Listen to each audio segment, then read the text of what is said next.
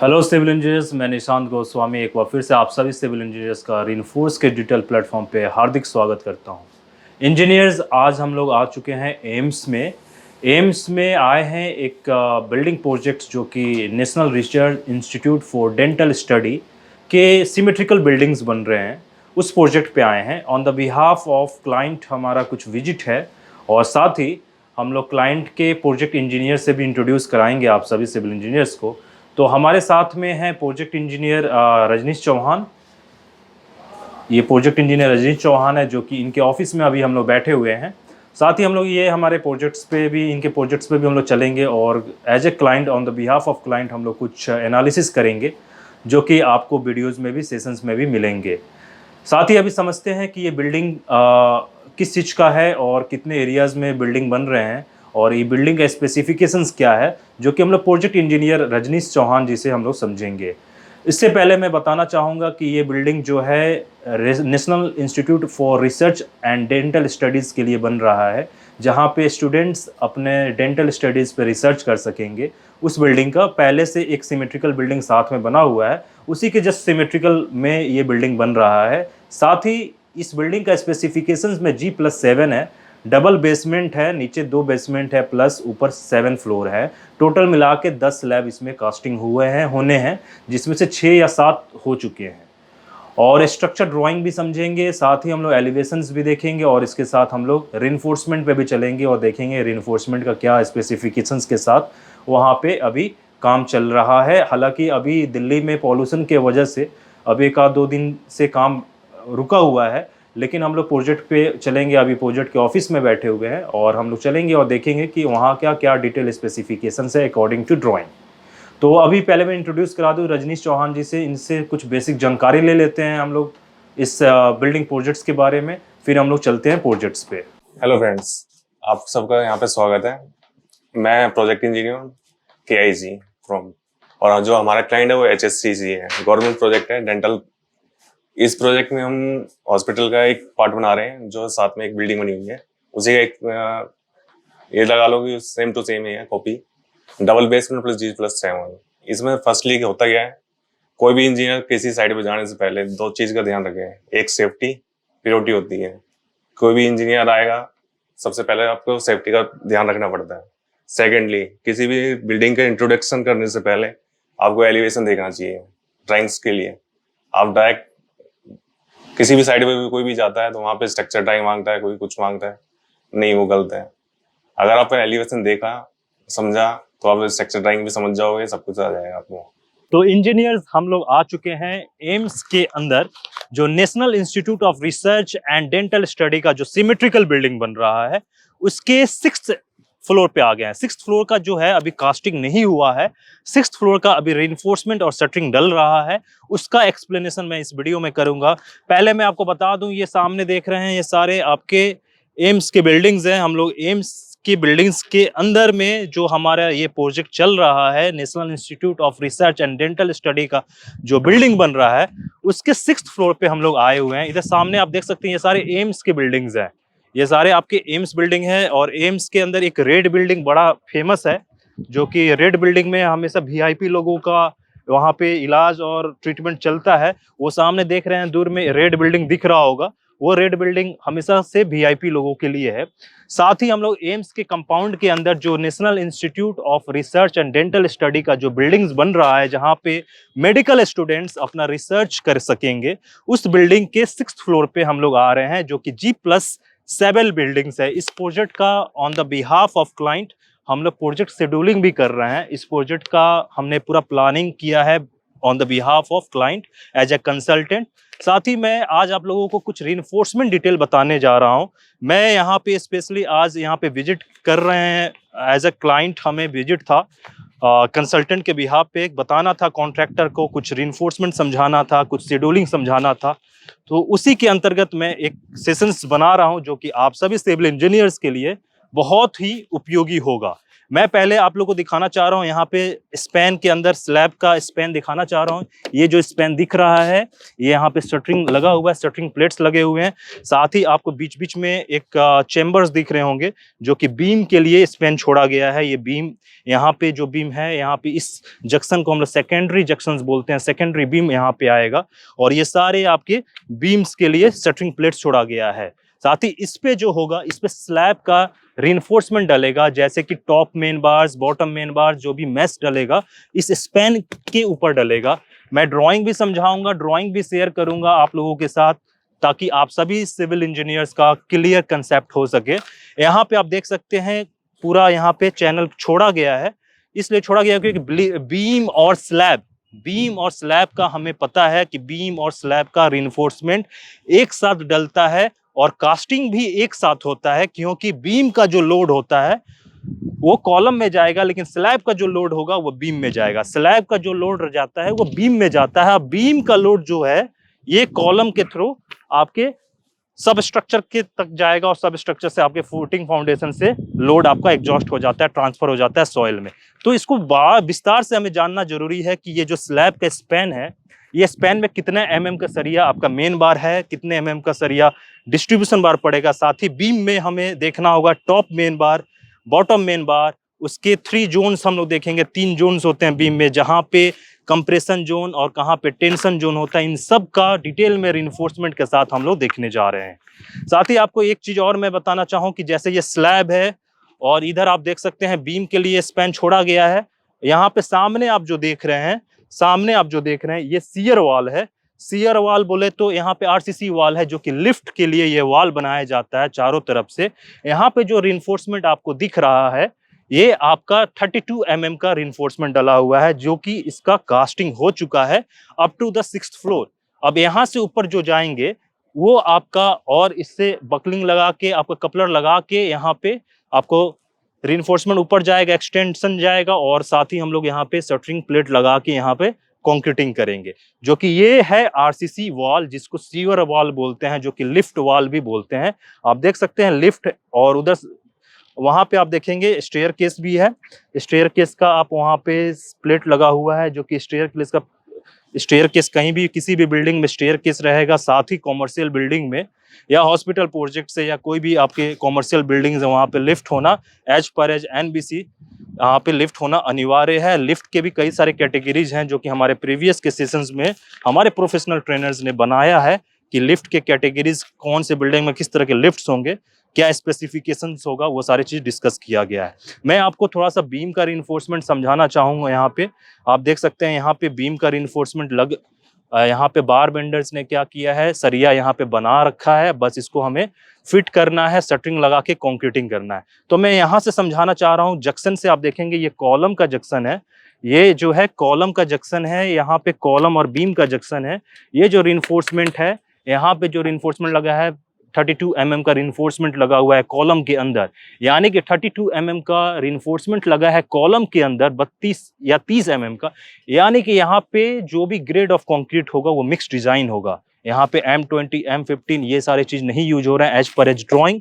यहाँ पे ग्रेड जो होगा वो मिक्स डिजाइन होगा, जो कि RMC से माल बन के आएगा और यहाँ पे कास्टिंग होगा। यहाँ पे देखेंगे इस जोन में, यहाँ पे आपका कॉलम के वर्टिकल बार्स हैं, यहाँ पे कॉलम के वर्टिकल बार्स हैं। आप देखेंगे यहाँ पे भी रिंग्स नहीं है और इधर बीम के अंदर भी रिंग्स नहीं डला हुआ है। बीच में आप देखेंगे इस जंक्शन पे बीच में बीम का जो रिंग है यहाँ तक है, और इधर बीम का जो रिंग देखेंगे यहाँ तक है, लेकिन बीच में आप देखेंगे यहाँ पे रिंग नहीं है, ना ही कॉलम के अंदर रिंग है, ना ही बीम के अंदर रिंग है। इसलिए नहीं रिंग है क्योंकि यहाँ पे एक्स्ट्रा लोड एग्जॉस्ट होने की वजह से, एक्स्ट्रा प्रेशर होने से यहाँ पे आपके एक्सट्रैक्शंस हो सकते हैं, और यहाँ पे एक्स्ट्रा प्रेशर्स पड़ने से यहाँ पे डिस्ट्रैक्ट होगा और यहाँ पे क्रैकिंग आ सकता है। जनरली नहीं दिया जाता है इस जंक्शन पे आपका कभी भी सरिया के अंदर, बीम के रिइंफोर्समेंट के अंदर स्टीरअप्स नहीं पड़ते हैं। यहाँ पे आप देखेंगे ये जो यहाँ पे जो स्पेसिंग है, 2 रिंग के बीच का जो स्पेसिंग है पास है, यानी कि 100 mm का स्पेसिंग है, जो कि यहाँ पे 10 mm का रिइंफोर्समेंट डाया यूज किया गया है स्टीरअप्स के लिए। यहाँ पे आप देखेंगे ये 10 mm का है, और इसके बीच का जो डिस्टेंस है as per as drawing 100 mm का स्पेसिंग यूज हुआ है। इधर देखेंगे 100 mm। यहाँ पे जो जंक्शन है कॉलम के पास का जो जोन है, इस जो कॉलम यहाँ पे कॉलम है और इसके पास का जो जोन है, यहाँ तक का जो जोन है, इसको हम लोग बोलते हैं कंप्रेशन जोन। कंप्रेशन जोन में मतलब यहाँ पे एक्स्ट्रा लोड, यहाँ पे लोड ज्यादा लगता है, इसलिए यहाँ पे जो रिंग है ये पास पास रखा गया है। पास पास रखने का मतलब यहाँ पे ज्यादा मजबूती हमें देने की जरूरत होती है, क्योंकि ये एट द एंड सपोर्ट पे लोड हमेशा से ज्यादा लगता है। इसके बीच का जो दो डिस्टेंस है, इसका spacing centre to centre spacing हमारा 100 mm है। और इससे थोड़ा सा आगे बढ़ेंगे आप, यहाँ पे देखेंगे इस जोन, यहाँ पे ये जोन खत्म होता है, यहाँ पे ये जोन खत्म होता है। यहाँ से आप देखेंगे यहाँ के बीच का जो डिस्टेंस है, दो स्टीरअप्स के बीच का जो distance centre to centre spacing है, यहाँ पे 150 हो गया है। 150 होने का मतलब ये है कि यहाँ पे ये मिड स्पैन है, बीम का ये मिड स्पैन है, जहां पे स्पेसिंग बढ़ जाता है और बढ़ के यहाँ पे 150 mm हो जा रहा है, जो कि 10 mm का ही सरिया, 10 mm का ही यहाँ पे स्टीरअप्स लगा हुआ है। और ये मिड स्पैन है, आप देखो यहाँ तक मिड स्पैन है। फिर उधर आप जब कॉलम की तरफ जाएंगे, वहां पे कॉलम है, फिर वहां पे जो कॉलम है, तो जनरली ये आपका सरिया भी बना हुआ है, इसको अभी फिट करना है, इसको अभी एडजस्ट करना है। लेकिन आप देखेंगे कॉलम के पास का, यहाँ पे आप देखेंगे फिर से ये and at the end support है, कॉलम के पास का सपोर्ट है, तो यहाँ पे फिर से आपका यहाँ पे जो स्टीरअप्स के बीच का सेंटर टू सेंटर स्पेसिंग है, पास हो गया सेंटर टू सेंटर 100 mm। बाकी आप बीच में देखोगे, बीच के स्पेंस में आप देखोगे यहाँ पे ये सारे 100 mm है। और मैं आपको समझाऊं कि ये जो ऊपर का 4 रिइंफोर्समेंट है, टॉप बार जिसको बोलते हैं, 1 2 3 4, यानी कि 4 टॉप बार्स है, जो कि यहाँ पे 32 mm की यूज हुए हैं। इंजीनियर, जैसे कि आपको पता है, रिइंफोर्स अपना ऐप लॉन्च कर चुका है। इंजीनियर्स आप गूगल प्ले स्टोर पे जाएं और अपने रिइंफोर्स ऐप को इंस्टॉल करें, और वहाँ पे काफ़ी कम फी में, एफोर्डेबल फी में आप वहाँ पे पैकेजेस या कोर्स परचेज करके अपने स्किल्स को अपग्रेड कर सकते हैं। तो हम लोग अब आपको बताने जा रहे हैं framing plan at 6th floor level, जो कि आप प्रोजेक्ट देख सकते हैं, national research institute for higher dental studies, जो कि एम्स के अंदर जो प्रोजेक्ट है उसके 6th फ्लोर लेवल का ये फ्रेमिंग प्लान है। ये फ्रेमिंग प्लान की ड्राइंग है। फ्रेमिंग प्लान के अंदर ड्राइंग मतलब इसके अंदर आपको ये दिया रहता है कि जो स्लैब है, स्लैब का डायमेंशंस दिया रहेगा, आपका बीम है, बीम का क्या डायमेंशंस है, ब्रेथ और डेप्थ क्या है, वो सारे चीज़ दिए हुए हैं। तो मैं आपको ये बताने जा रहा हूँ। यहाँ पे देखेंगे ABC, यहाँ पे EFGH, तो ये चीज वहां पे आप दूर देखेंगे, ए वहां के अंदर जो है उधर से हमारा स्टार्ट हो रहा है AB, ये C जोन और DE, और उधर भी है आपका EF, ये सारे कवर करेंगे। देख रहे हैं यहाँ पे ACEFGH, A है, C है, E है, G है, H है वहां। अब यहाँ पे आप देखेंगे, अभी जहाँ पे हम लोग खड़े हैं, आप देख सकते हैं यहाँ पे ये स्लैब का स्पैन है, इधर स्लैब का स्पैन है, लेकिन बीच में आप देखेंगे यहाँ पे बीम है। यहाँ पे जो बीम है उसका डायमेंशन क्या है, तो डायमेंशन ये है कि जो डेप्थ है वो डेप्थ है 500 mm का, और जो ब्रेथ है, ये जो ब्रेथ है ये है 375 mm का। तो 375 बाई 500 mm का ये बीम है, जो कि इधर भी जा रहा है। यहाँ पे भी आप देखेंगे ये जो है 375 mm है, और नीचे जो डेप्थ है वो 500 mm है। जैसे कि हमने देखा ये 375 बाई 500 mm का बीम है। अब इधर जो बीम है, इधर का डायमेंशन कुछ और है, यहाँ पे ब्रेथ भी ज्यादा है और डेप्थ भी ज्यादा है। तो ड्राइंग में समझेंगे कि इधर का जो ब्रेथ है और डेप्थ है वो क्यों ज्यादा है, कहाँ दिया है, कैसे देखेंगे हम लोग, ड्राइंग के अंदर देखेंगे। तो ड्राइंग के अंदर आइए हम लोग देखते हैं। ड्राइंग के अंदर आप ड्राइंग में देख सकते हैं कि 375 इंटू 500, जहां पे अभी हम लोग खड़े हैं इस पोजीशन पे, इस पोर्शन को, ये 375 है और डेप्थ जो है 500 है। लेकिन आप इधर ही साथ में देखेंगे, यहाँ से इस बीम में यहाँ पे अगर आते हैं तो यहाँ का जो डायमेंशन है 550 इंटू 600, यानी कि डेप्थ जो है, ये जो डेप्थ है ये 550 हो गया, 50 mm ज्यादा हो गया। और ये जो आपका ब्रेथ है, आप ब्रेथ देख सकते हैं यहाँ पे, ब्रेथ ये 375 ना होके 600 है।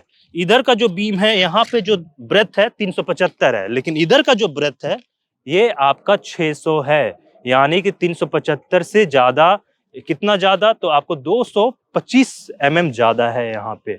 तो ये चीज आपको समझना है। एक ही स्लैब के अंदर कहीं पे बीम का डेप्थ अलग है, कहीं का बीम का डेप्थ कुछ और है। आप देख सकते हैं स्लैब एक ही है, पूरे स्लैब का स्पेन एक ही है, लेकिन यहाँ पे जो डेप्थ है, यहाँ का डेप्थ आपका 650 है और इधर का जो डेप्थ है ये है आपका 500। यहाँ पे देख सकते हैं 500, मतलब ये 500 का डेप्थ है और इधर का जो डेप्थ है वो 600 का है। तो उसी स्पैन पे हम लोग उसी फ्लोर पे हैं। एक तरफ आप देख सकते हैं इधर हमारा सरिया नहीं लगा हुआ है, सिर्फ अभी शटरिंग हुआ है, फॉर्म वर्क हुआ है, प्लाईवुड्स लगे हुए हैं। और एक तरफ आप देखेंगे, इधर देखेंगे, पूरा सरिया आपका लग चुका है। ये स्लैब का सरिया आप देख रहे होंगे, यहाँ पे स्लैब का सरिया लगा हुआ है, रिइंफोर्समेंट लग चुका है। और यहाँ पे स्लैब के साथ में ये बीम है, बीम का भी हमारा बार बेंडर्स लोगों ने सरिया लगा के फिट कर चुके हैं। तो ये जब कंप्लीट हो जाएगा, जब यहाँ पे सरिया लग जाएगा तो एक साथ कास्टिंग होगा। ये नहीं है कि कुछ कास्टिंग हो गया है, कुछ कास्टिंग होना बाकी है, जोन बाय जोन भी हो सकता है। एक तरफ आप उधर थोड़ा कुछ दूर पे देखेंगे तो उधर का आपका कास्टिंग हो चुका है। तो अभी आप देखेंगे यहाँ पे सेम चीज जो मैंने बताया था, यहाँ पे कॉलम है, तो कॉलम के ये वर्टिकल बार्स हैं, टोटल 16 बार्स हैं इसके अंदर। आप काउंट करोगे 1 2 3 4 5 6 7 8 9 10 11 12 13 14 15 16, तो टोटल 16 बार्स है। और इसके सरिया अभी इसके अंदर जो वर्टिकल बार सिर्फ है, इसके अंदर रिंग्स अभी बंधे नहीं है। यहाँ पे आप देखेंगे बीम का सारा चीज हो चुका है। स्लैब, यहाँ पे स्लैब का मैं बताऊं, यहाँ पे स्लैब का कुछ प्लान बताऊं तो स्लैब की जो नीचे के सरिया हैं, ये सारे जो नीचे हैं ये सारे मेन बार्स हैं, और सारे मेन बार्स 12 mm और डिस्ट्रीब्यूशन बार भी 12 mm का है। यहाँ पे जैसे कि लोगों को कंफ्यूजन होता है, स्टूडेंट्स को कंफ्यूजन होता है कि स्लैब का रिइंफोर्समेंट कैसे एंकरेज होता है जाके बीम में, तो मैं आपको दिखाना चाहूंगा। यहाँ पे ये मेन बार देखेंगे, मेन बार जो स्लैब का मेन बार है, नीचे वाला जो बॉटम बार है ये जा रहा है और यहाँ पे बीम में आके, यहाँ पे बीम के अंदर आप देखेंगे, यहाँ पे बीम के अंदर इंसर्ट हो रहा है, यहाँ पे बीम के अंदर इंसर्ट हो रहा है। साथ ही आप इधर देखेंगे, जंक्शंस पे देखेंगे, यहाँ पे आप देखेंगे ये सारे स्लैब के बॉटम बार्स जो हैं ये आके बीम के अंदर जाके लग रहे हैं, बीम के अंदर जाके लग रहे हैं। तो हमेशा की से हमने बताया है कि स्लैब का जो रिइंफोर्समेंट होता है वो बीम में जाके एंकरेज होता है। क्यों एंकरेज होता है? क्योंकि स्लैब का जो लोड होता है वो बीम में ट्रांसफर होता है, इसलिए स्लैब का जो भी बार्स होगा, मेन बार होगा या डिस्ट्रीब्यूशन बार होगा, वो बीम में जाके एंकरेज होगा या बीम में जाके इंसर्ट होगा। आप देख सकते हैं यहाँ पे एक तरफ देखेंगे, ये हमारा बॉटम मैश लगने के बाद यहाँ पे एक्स्ट्रा बार्स का भी मैश लगा हुआ है। ये जो है एक्स्ट्रा बार्स का मैश लगा हुआ है, जो कि एक्स्ट्रा बार्स के अंदर भी टॉप बॉटम है। इधर आप देख लिए, इधर आप देख सकते हैं यहाँ पे कंड्यूट पाइप्स लगे हुए हैं इलेक्ट्रिफिकेशंस के लिए। यहाँ पे ब्लैक कलर में आप देखेंगे जगह जगह पे जंक्शन के साथ यहाँ पे कंड्यूट पाइप्स लगे हुए हैं, जो कि अंडर वायरिंग्स में काम आता है। साथ ही इधर आप देखेंगे यहाँ पे एक बीम है, इधर बीम का जो स्लैब, अभी मैं बीम का जो स्पैन का डायमेंशन डिस्कस कर रहा था, जो कि वो है 375 और डेप्थ है आपका 500। इधर जो है डेप्थ है 550 और ब्रेथ जो है ये है 600। ये जो ब्रेथ है 600 है और डेप्थ है 550 है। अब मैं आप सभी लोगों को ये बताना चाहूँगा कि बीम का जो यहाँ पे आप देखेंगे, जब ये स्लैब कास्टिंग होगा और बीम कास्टिंग होगा तो ये सब एक साथ कास्टिंग होगा, और इसके लेबल्स जो होंगे, इसके जो लेबल्स होंगे ये सारे लेबल सेम हो जाते हैं। ऐसा नहीं है कि ये जो है इसके अंदर में होना चाहिए, बीम का डेप्थ थोड़ा सा ऊपर जा रहा है, इसका जो हाइट है ऊपर जा रहा है। कंफ्यूजन ये होता है कि जब स्लैब कास्टिंग होगा, आप देखें स्लैब जब कास्टिंग होगा, स्लैब के जो थिकनेस होगा 200 mm 300 mm जो भी होगा, तो ये सारे आपके एक लेवल में आ जाएंगे। तो ये चीज आप कंफ्यूजन लड़कों को रहता है कि सर ये बीम का जो हाइट है ये थोड़ा सा ऊपर जा रहा है, तो ये हाइट ऊपर कैसे मैनेज करेंगे। यहाँ पे स्लैब का जो डेप्थ है वो आपका हो सकता है 200 है, लेकिन इसका जो कास्टिंग होगा, बीम का जो कास्टिंग होगा, नीचे से होते हुए ऊपर आएगा, और स्लैब और बीम का जो कास्टिंग होगा एक साथ एक लेवल में जाएगा। आप देख सकेंगे यहाँ पे जो है चेयर भी लगा हुआ है, आप देखेंगे जगह जगह पे चेयर लगा हुआ है। ये जो चेयर आप ध्यान से देखेंगे, ये चेयर लगा हुआ है। साथ ही आप यहाँ पे देखेंगे, यहाँ पे कवर ब्लॉक्स लगा हुआ है। तो स्लैब के अंदर कवर ब्लॉक्स कितने mm का लगता है, आप सभी सिविल इंजीनियर्स को ये जानना जरूरी है। 20 mm का कवर ब्लॉक्स लगेगा स्लैब के अंदर, तो ये 20 mm का गैप दिया जाता है। कवर ब्लॉक्स जगह जगह पे कवर ब्लॉक्स लगा है, यहाँ पे कवर ब्लॉक्स लगा है, आप देखेंगे यहाँ पे कवर ब्लॉक्स लगा हुआ है, जगह जगह पे कवर ब्लॉक्स लगा हुआ है। ये आपका यहाँ पे कवर ब्लॉक्स लगा हुआ है, तो थ्रू आउट द स्लैब के स्पैन में कवर ब्लॉक्स लगे हुए हैं। ये चेयर बना के रखा गया है, जगह जगह पे चेयर भी लगाना पड़ता है। आप देख सकते हैं यहाँ पे भी चेयर लगा हुआ है। ये चेयर देने की जरूरत इसलिए पड़ती है, जैसे कि आप सभी लोगों को पता होगा कि चेयर्स क्यों लगाते हैं। चेयर इसलिए लगाते हैं क्योंकि हमारा जो मैस होता है उसको होल्ड करके रखना जरूरी होता है। तो एज पर एज ड्राइंग, ये सारे चीज, ये जो भी आप रिइंफोर्समेंट यहाँ पे देख रहे हैं, ये जितने भी रिइंफोर्समेंट आप देख रहे हैं, ये सारे reinforcement as per as drawing, structure drawing के हिसाब से हम लोग यहाँ पे किए हैं। तो on the behalf of client मैं आज यहाँ पे विजिट किया, कुछ रिइंफोर्समेंट समझाने थे कॉन्ट्रैक्टर को, साथ ही हमें कुछ प्लानिंग शेड्यूलिंग रिपोर्ट्स देने थे कॉन्ट्रैक्टर को, जो कि उसके हिसाब से काम होगा। हमारे 6th फ्लोर से 7th फ्लोर तक का अभी काम हमारा होना बाकी है। यहाँ देख सकते हैं ये जो पाइप्स आपके पड़े हुए हैं, पंप पाइप्स जो हैं, नीचे में आपके सबसे ग्राउंड फ्लोर पे ट्रांजिट मिक्सचर्स आपके वहाँ से आपका माल आता है, और यही पाइप के थ्रू, ये पाइप के थ्रू कैरी होके यहाँ पे पंपिंग के थ्रू यहाँ पे कास्टिंग होता है पूरे स्लैब में, जो कि नीचे ट्रांजिट मिक्सचर रहता है, आरएमसी से माल बन के आता है। अगर यहाँ पे मिक्स डिजाइन यूज हुआ है तो आरएमसी से माल बन के आएगा, मटेरियल बन के आएगा, वहाँ पे ट्रांजिट मिक्सचर से फिर आपका कैरी ऑन होके इस पंप पाइप के थ्रू यहाँ पे पूरे कास्टिंग होंगे। इस पाइप के बारे में मैं बताऊं कि अंदर में आप देखेंगे सीमेंट स्लरी थोड़ा सा ना पहले से घोल मिला के, सीमेंट का स्लरी इसके अंदर घोल मिला के डालते हैं। क्यों डालते हैं? ताकि चौक ना हो, कंक्रीट चौक ना हो। अगर कंक्रीट नीचे से आ रहा है, कैरी होके आ रहा है, ऊपर आ रहा है कन्वेयर के थ्रू, अगर इसके थ्रू आपको पंपिंग हो रहा है तो इसके अंदर स्लरी पहले मिक्स करके डालते हैं ताकि चौक ना हो। आराम से स्लरी पार्ट क्या करता है, फ्लेक्सिबिलिटी प्रदान करता है और उसके थ्रू अच्छे से यहाँ पे कंक्रीटिंग होता है। अब देखो बहुत ही बड़े प्रोजेक्ट्स हैं यहाँ पे, बहुत ही बड़ा स्पैन है।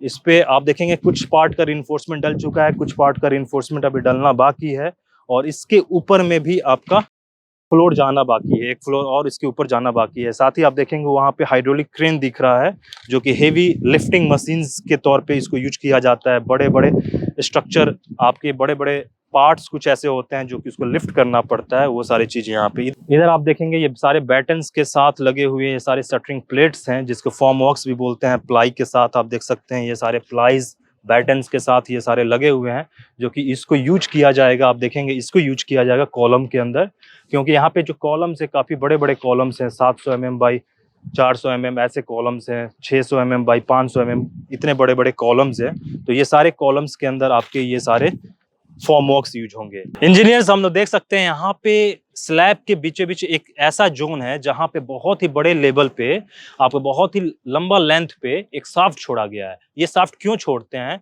ये आप देखेंगे, नीचे ग्राउंड फ्लोर से लेके ऊपर तक, ये 6th फ्लोर है, 6th फ्लोर के ऊपर 7th फ्लोर भी जाना है, तो वहां तक ये गैप रहता है। ये गैप क्यों छोड़ा जाता है? इलेक्ट्रिफिकेशंस के लिए। यहाँ से इस गैप के थ्रू यहाँ से आपका इलेक्ट्रिकल वायर्स आते हैं, वायरिंग्स आते हैं, प्लम्बिंग पाइप्स आते हैं, HVAC डक्टिंग पाइप्स आते हैं, और साथ ही शाफ्ट एज ए वेंटिलेशन का भी काम करता है। पूरे बिल्डिंग के स्पैन में एक ऐसा जोन है जहाँ पे शाफ्ट छोड़ा गया है। काफी आपके नीचे से ग्राउंड फ्लोर से लेके ऊपर तक ये जाता है। ये कॉमर्शियल बिल्डिंग्स में एक एज पर एज NBC भी ये अनिवार्य होता है, छोड़ा जाता है।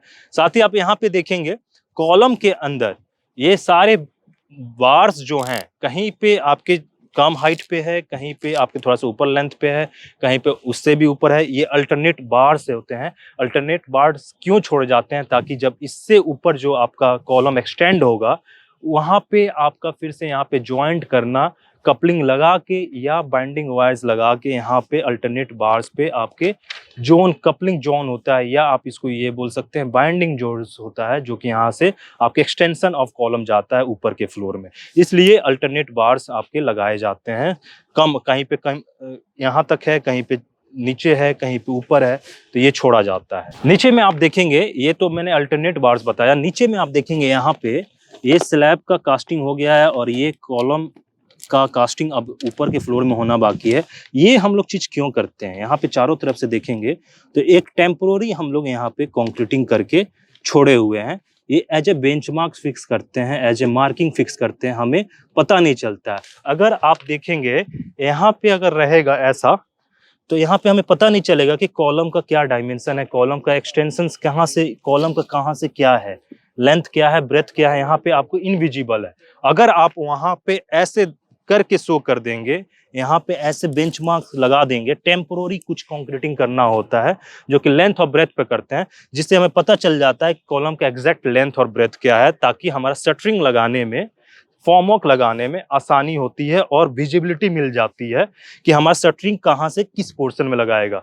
अगर आप यहाँ पे देखेंगे इधर, तो यहाँ पे अगर हम लोग नहीं लगाए हैं तो यहाँ पे हमें नहीं पता चलेगा, इनविजिबल है, यहाँ पे आइडिया ही नहीं मिलेगा कि लेंथ और ब्रेथ कितने पे हमारा शटरिंग लगाना है।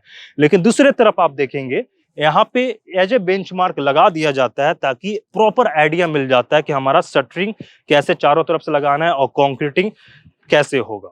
तो इंजीनियर्स, आप सभी लोगों को मैं बताना चाहूंगा कि ये जो national institute of research and dental study का जो आपके बिल्डिंग्स बन रहे हैं, इसके अंदर रिइंफोर्स प्लानिंग कर रहा है। रिइंफोर्स ग्रुप है, इस पूरे प्रोजेक्ट का as a consultant planning and schedule तैयार किया है। उसके अकॉर्डिंग ये पूरे प्रोजेक्ट प्रोग्रेस हो रहे हैं। एज ए क्लाइंट के बिहाफ पे हम लोग आज विजिट किए यहाँ पे और दिखाएं, और कॉन्ट्रैक्टर से भी मिले। कॉन्ट्रैक्टर का कुछ ड्राइंग्स रिलेटेड इश्यूज था जिसको हमने सॉल्व किया, उनको बताया कि क्या ड्राइंग्स के स्पेसिफिकेशंस क्या है और आपको परफॉर्म कैसे करना है। ये पिछले 8 महीने में ये प्रोजेक्ट काफ़ी प्रोग्रेस किया और 6th फ्लोर के स्पैन तक आ चुका है। नेक्स्ट इसका प्रोजेक्ट कंप्लीशन मार्च 2022 है, जो कि प्रोजेक्ट पूरे तरीके से मार्च 2022 तक फिनिश हो जाना है। साथ ही आप देखेंगे यहाँ पे इसके साथ में जो बिल्डिंग्स हैं, आप देखेंगे इसके साथ में एक बिल्डिंग है, ये भी national institute of research and dental study का ही बिल्डिंग है, जो कि पुरानी बिल्डिंग है। इसी के साथ एक्सटेंशंस ये किया गया है, इसी के साथ में लगा हुआ ये बिल्डिंग बन रहा है, जो कि उसी बिल्डिंग, पुरानी बिल्डिंग को एक्सटेंड किया गया। तो इंजीनियर्स, हमने देखा एम्स न्यू दिल्ली कैंपस के अंदर जो कि national institute of research and dental study का जो एडमिनिस्ट्रेशन बिल्डिंग बन रहा है, रिसर्च बिल्डिंग बन रहा है, जो कि पुराने वाले बिल्डिंग के जस्ट पैरेलली में सिमेट्रिकल बिल्डिंग्स बन रहे हैं। उसके 6th फ्लोर के स्पैन पे हमने रिइंफोर्समेंट अरेंजमेंट को समझा। स्लैब, बीम और कॉलम के रिइंफोर्समेंट कैसे प्लेस हो रही है, वो हमने इस सेशन में देखा। इंजीनियर्स, इस तरह के सेशंस के लिए आप हमारे चैनल के साथ बने रहें। चैनल को अगर अब तक आपने सब्सक्राइब नहीं किया है तो चैनल को सब्सक्राइब कर लें। अपने दोस्तों के साथ, फेलो सिविल इंजीनियर्स के साथ हमारे चैनल को शेयर करें और रिइंफोर्स के ऐप को इंस्टॉल करें, क्योंकि आने वाले समय में कई सारे फ्री कोर्सेज हम लोग वहाँ पे डिज़ाइन और लॉन्च करने जा रहे हैं। Thanks and all the best.